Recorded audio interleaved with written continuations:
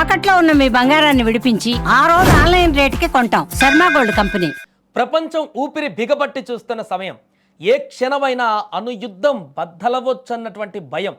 Persian Gulf జలాల్లో ఆధిపత్యం కోసం అమెరికా ఇరాన్ల మధ్య దశాబ్దాలుగా కొనసాగుతున్న ప్రచ్ఛన్న యుద్ధం పరాకాష్ఠకు చేరుకున్నటువంటి వేళ అది ప్రపంచం అంతా క్షిపణుల మోత కోసం ఎదురు చూస్తుంది. కానీ వైట్ హౌస్ నుంచి వినిపించిన ఆ ఒక్క గొంతు యుద్ధ మేఘాలను ఒక్కసారిగా చెదరగొట్టింది.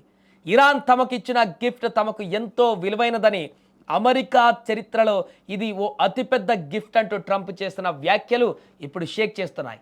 ఇంతకు ట్రంప్ మాట వెనుక రహస్యం ఏమిటి? ట్రంప్ ఎందుకు ఈ వ్యాఖ్యలు చేశారు? ఒకసారి చూద్దాం. ప్రస్తుతము ఇరాన్, అమెరికా, ఇజ్రాయెల్ మధ్య యుద్ధం పక్కన పెడితే ఇప్పుడు ట్రంప్ ముందున్న అతిపెద్ద లక్ష్యం హర్ముజ్ జలసంధి. దాన్ని ఇరాన్ మూసివేయడంతో ట్రంప్ గరంగరంగా ఉన్నాడు. అదే విషయం పైన ఇరాన్కు డెడ్ లైన్ కూడా విధించాడు. అయితే ట్రంప్ మాటకు ఇరాన్ దిగొచ్చినట్లుగా తెలుస్తోంది.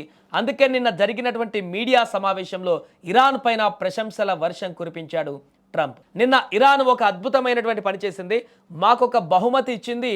ఆ బహుమతి నా జీవితకాలంలో అమెరికా చరిత్రలో ఎప్పటికీ మర్చిపోలేనిది. ప్రపంచ ఆర్థిక వ్యవస్థకే ఊపిరితిత్తుల్లాంటి హర్ముజ్ జలసంధికి సంబంధించినటువంటి బహుమతి.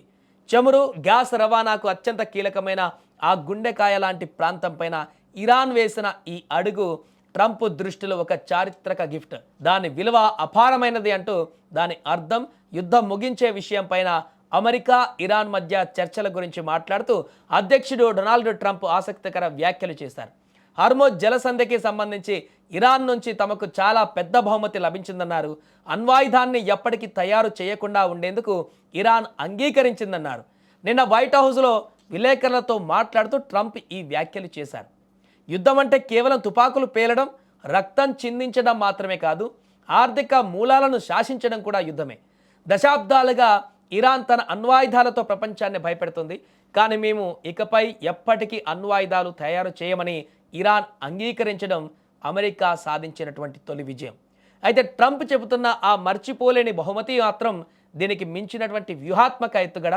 ఒక్క రక్తపు బొట్టు చిందించకుండా, ఒక బుల్లెట్ పేల్చకుండా ఇంధన ప్రపంచంపై పట్టు సాధించిన ట్రంప్ మాస్టర్ స్ట్రోక్ ఇది. మొత్తానికి ఇరాన్ పైన ట్రంప్ ప్రశంసలు కురిపించడంతో రెండు దేశాల మధ్య నెలకొన్న యుద్ధం ఓ ముగింపునకు వచ్చినట్లేనని భావన కలుగుతుంది. చూడాలి మరి ట్రంప్ మాటల వెనుక ఆంతర్యం ఏంటనేది.